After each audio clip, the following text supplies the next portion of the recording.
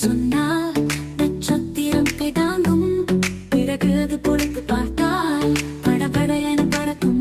பேசும் பூனை கதைகள் சொன்னால் நட்சத்திரம் கைதாங்கும். பிறகு அது பொறுத்து பார்த்தால் படபட என பறக்கும். வசனம் துள்ளல் ஒரு கண்ணாடி தெளிந்த நிதி காட்டும்.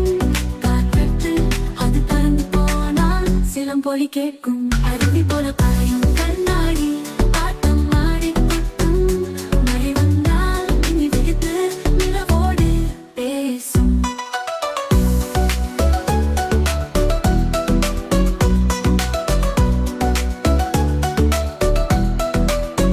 அந்திர விலங்குகள் கத்திருக்கும். உலகம் முழுதும்